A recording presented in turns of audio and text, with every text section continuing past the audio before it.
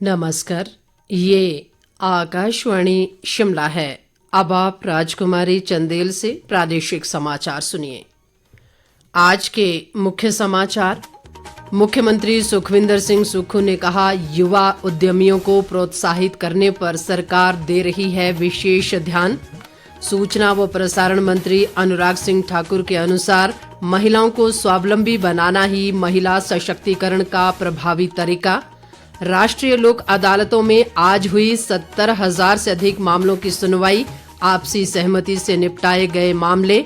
और शिमला नगर निगम के महापौर व उप महापौर के चयन को लेकर कांग्रेस पार्टी कल शिमला में करेगी मंथन। अब समाचार विस्तार से। मुख्यमंत्री सुखविंदर सिंह सुक्खू ने कहा है कि राज्य सरकार युवा उद्यमियों को प्रोत्साहित करने पर विशेष ध्यान दे रही है। वे आज शिमला में केंद्रीय सूक्ष्म लघु व मध्यम उद्यम मंत्रालय के सचिव बीबी स्वैन से चर्चा के दौरान बोल रहे थे। उन्होंने कहा कि सरकार विद्युत चालित वाहन, पर्यटन, ग्रीन हाइड्रोजन, हरित प्रौद्योगिकी सहित अन्य क्षेत्रों में निवेश आकर्षित करने की दिशा में आगे बढ़ रही है। इस दौरान प्रधानमंत्री विश्वकर्मा कौशल सम्मान योजना सहित प्रधानमंत्री रोजगार सृजन कार्यक्रम को लेकर भी चर्चा की गई। उद्योग मंत्री हर्षवर्धन चौहान ने भी औद्योगिक विकास को लेकर अपने सुझाव साझा किए। प्रदेश में कृषि व बागवानी के विकास के लिए अत्याधुनिक तकनीक से उच्च गुणवत्ता व उत्पादकता वाले पौधे तैयार किए जाएंगे। मुख्यमंत्री सुखविंदर सिंह सुक्खू ने कहा कि राज्य सरकार रोपित किए गए पौधों को विभिन्न रोगों से बचाने के लिए संवेदनशील है। उन्होंने कहा कि इसी समस्या से निपटने व बागवानी क्षेत्र में सुधार के लिए सरकार नई तकनीक अपनाने पर विशेष बल दे रही है। इसके लिए कई फल उत्पादक राज्यों के पौधरोपण मॉडल का अध्ययन करने सहित किसानों को भी नई तकनीक अपनाने के लिए प्रेरित किया जा रहा है। इस बीच शिमला में एक बैठक में मुख्यमंत्री ने कहा कि युवाओं को नशे की प्रवृत्ति से बाहर निकालने के लिए प्रदेश में स्टेट ऑफ द आर्ट नशा मुक्ति व पुनर्वास केंद्र स्थापित किया जाएगा। उन्होंने इसके लिए अधिकारियों को करीब 50 बीघा भूमि का चयन करने के निर्देश दिए। इसमें युवाओं को व्यावसायिक प्रशिक्षण प्रदान कर उन्हें समाज की मुख्य धारा से जोड़ने का भी प्रयास किया जाएगा। केंद्रीय सूचना व प्रसारण मंत्री अनुराग सिंह ठाकुर ने प्रधानमंत्री के आत्मनिर्भर भारत के विजन को पूरा करने के लिए महिलाओं के भी योगदान की आवश्यकता पर बल दिया है। उन्होंने कहा कि महिलाओं को आर्थिक रूप से स्वावलंबी बनाना ही महिला सशक्तिकरण का प्रभावी तरीका है। वे आज बिलासपुर जिले के घुमारवीं विधानसभा क्षेत्र के बरोटा में महिलाओं को ब्यूटी एंड वेलनेस प्रमाण पत्र वितरित करने के अवसर पर बोल रहे थे।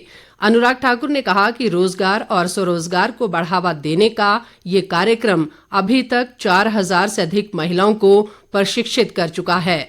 उन्होंने कहा कि इस कार्यक्रम के माध्यम से बेटियों और महिलाओं को आत्मनिर्भर बनने का अवसर मिला है। इससे पहले केंद्रीय मंत्री ने सुंदरनगर में इंडोर स्टेडियम के निर्माण कार्य का निरीक्षण किया। उन्होंने कहा कि इस स्टेडियम के बनने से खिलाड़ियों को बेहतर खेल सुविधाएं मिलेंगी।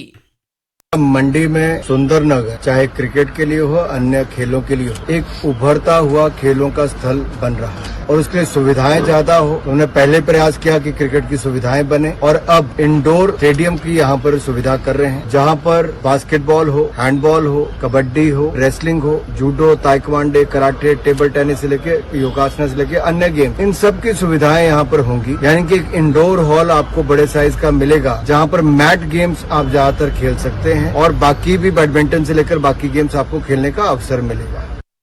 केंद्रीय मंत्री अनुराग ठाकुर प्रदेश दौरे के तहत कल हमीरपुर जिले में कई कार्यक्रमों में शिरकत करेंगे। स्वास्थ्य मंत्री धनीराम शांडिल ने कहा है कि सरकार लोगों को बेहतर स्वास्थ्य सुविधाएं देने के लिए प्रयासरत है।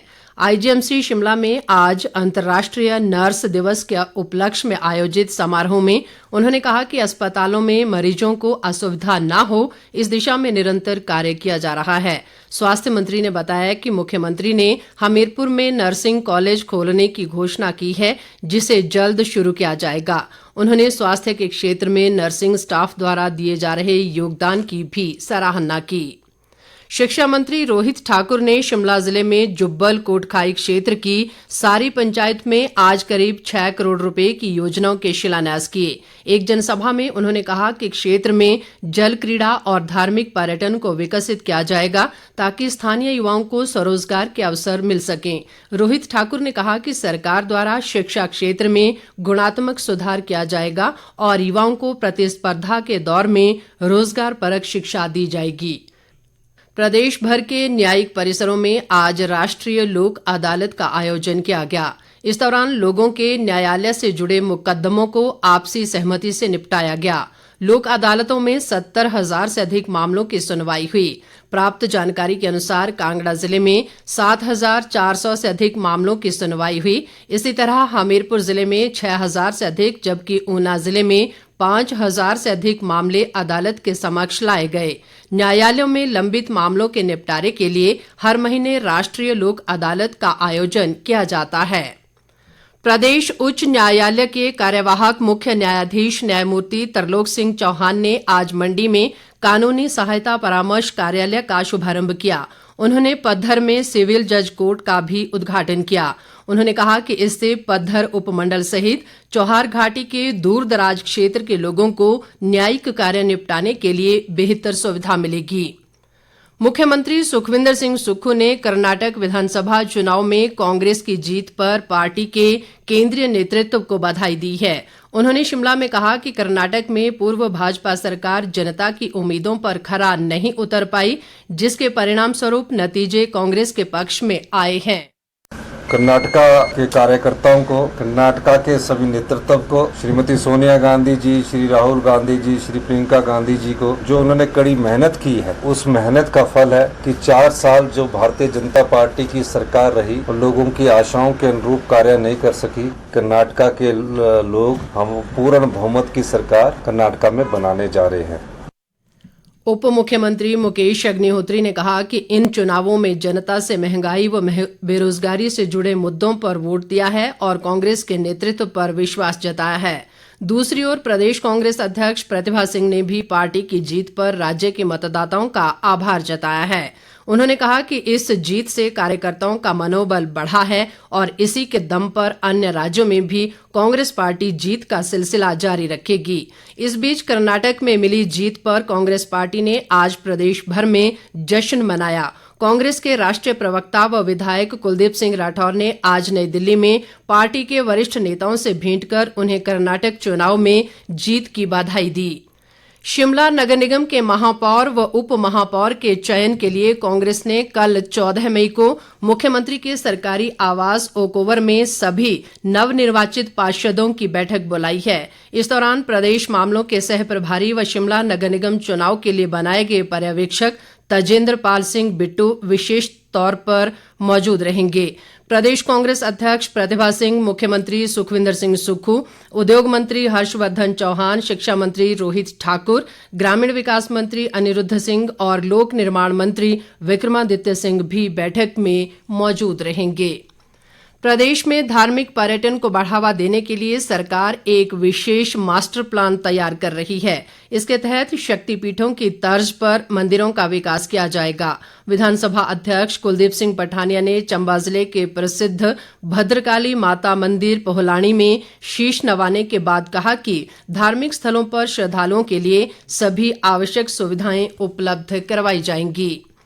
ग्रामीण विकास व पंचायती राज मंत्री अनिरुद्ध सिंह ने कहा है कि पंचायत में बच्चों की सहभागिता बढ़ाने के लिए जरूरी कदम उठाए जाएंगे। वे आज बच्चों की सरकार कैसी हो कार्यक्रम के तहत आयोजित संवाद सत्र के दौरान बोल रहे थे।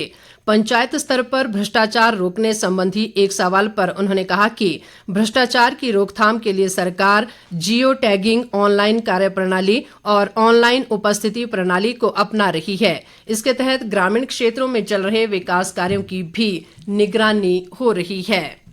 अंत में मुख्य समाचार एक बार फिर। मुख्यमंत्री सुखविंदर सिंह सुक्खू ने कहा, युवा उद्यमियों को प्रोत्साहित करने पर सरकार दे रही है विशेष ध्यान। सूचना व प्रसारण मंत्री अनुराग सिंह ठाकुर के अनुसार महिलाओं को स्वावलंबी बनाना ही महिला सशक्तिकरण का प्रभावी तरीका। राष्ट्रीय लोक अदालतों में आज हुई 70,000 से अधिक मामलों की सुनवाई, आपसी सहमति से निपटाए गए मामले। और शिमला नगर निगम के महापौर व उप महापौर के चयन को लेकर कांग्रेस पार्टी कल शिमला में करेगी मंथन। इसके साथ ही ये समाचार बुलेटिन समाप्त हुआ। नमस्कार।